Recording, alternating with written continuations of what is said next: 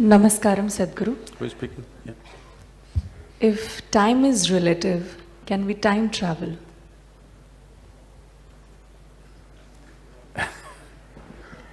So, you want to go into the past or the future. Isn't this the biggest problem in the world? People are time traveling within themselves.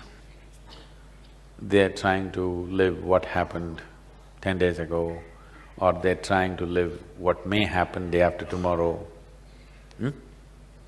Time travel is the biggest problem, don't seek it. It's already a great problem.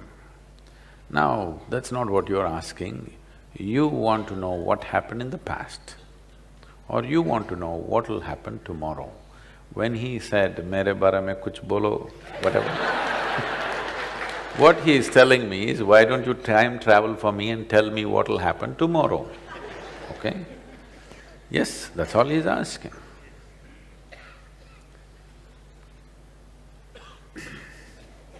So I have to wear my astrological clothes.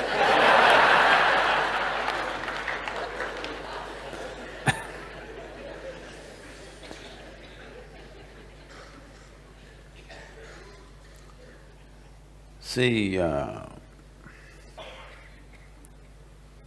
if you transcend your physical nature, there is no such thing as time. There is… In India, in this culture, we have a word called Trikalagnani. That means one who knows past, present and future. This does not mean he's time traveling. That is what these Hollywood movies, which misunderstand everything logically and literally. So why I'm saying this is, they're always trying to understand everything factually, literally. When we said there is a Trikalagnani, they said, oh, there is somebody who goes into past, present and future. See, this moment is eternity, I want you to know. It's question of, are you living in the surface or do you have a profound experience of what's now? What you think is past, what you think is future, or what you think is now, is all one happening. They are not three different happenings. They are not three different dimensions or three different geographical spaces that you can go into and come back. When you use the word travel, it suggests movement, isn't it? I travel from point A to point B. I can't travel from point A to point A, point A to point A, point A to point A. I cannot travel unless I'm making rounds. So right now, when you say past, present and future, you're talking about triple A. You understand? It's AAA, it's not ABC. When we say time, in the yogic perception, which ultimately modern physics will come to someday, hopefully, is time is the basic aspect of creation. Because of time, there is gravity. Because of gravity, everything else. Right now, the problem with modern physics is they have reasonably understood the other forces, they're unable to understand what's gravity. Gravity is a consequence of time. It's not the other way round. Because there is time, there is gravity. The word time itself may not conjure that image in your mind. The Sanskrit word is correct, it's kala. Kala means two things, time and emptiness. Kali, not talking about the Devi. Kali means what? Empty. Kala means darkness, kala means time, and it also means emptiness. If you try to speak with little more personified context, we will call this Shiva. So we are talking about time and emptiness, time and nothingness as the same thing. Because there is time, there is creation. Because what we call as creation exists, there is gravity, because to maintain the integrity of a little bit of physicality in this vast kala, you need some force to hold it together. So, gravity is only when time bends in a certain way. Time which is nothingness, time which is emptiness, takes a curve. When it takes a curve, physical dimension begins. If it doesn't take a curve, physical does not exist. So when we say spiritual process, you're trying to get out of the curve, because whatever curves ultimately will go in circles, isn't it? So because you experience time as a consequence of the curve that it took, you're understanding time as the spin of the planet, as the rotation of the moon and the sun and whatever else.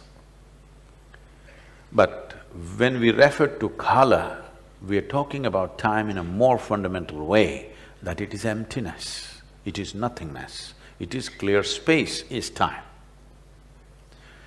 We are always… the modern concept is talking about time and space as two different things. We are talking about time and space as one thing. The existential is gravity. The non-existential presence that is there is kala or kali or emptiness or time or whatever you want to call it, or darkness. All these things symbolize the same thing. So if somebody travels in time, he's lost his mind. Really. I know books are written about it. Don't ever believe. Please, I want you to understand. You throw up a new concept. Let's say a scientific community throws up a new concept, or philosophically some new concept comes. Instantly, there will be 100 authors in America. First 80 will come from America, next 10 will come from India maybe these days. They will write books about how they experience this concept which may not even exist. Powerful books will be written. And one generation will grow up on that and it will die. Next generation has not even heard about what the books that were popular in 70s and 80s, this generation has not even heard about those things which shaped those people's psyche completely. So this time travel business, this near-death stuff that's going on, these are popular subjects right now. I would advise you write a book. You'll sell well, make money, it's all right. If it's your survival, write something. But if you're seeking, don't bullshit yourself into something and you'll get lost. Don't do time travel, because you cannot do time travel. Time as you know it only exists because of your physical nature. If you really want to know the profoundness of time, if you want to know the kala which holds everything together, which holds everything in its lap, you must distance yourself from your physical nature. Then you know kala, not as three, but three A's superimposed on each other, not A, B, C.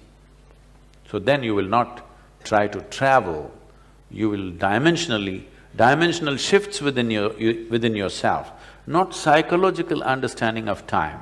What happened yesterday is one time, what's happening now is another time, what may happen tomorrow is another time, not in that context. They are not three separate things. Actually, what happened yesterday, if you sit here and imagine all that, it'll all happen now, isn't it? Yes?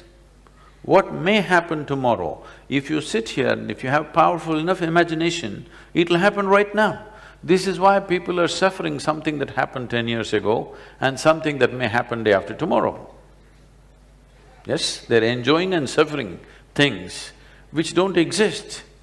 So, if you try to do time travel, you will lose your mind and think you're experiencing something. Psychological drama that you create in the form of thought and emotion is not life. It is a badly directed movie.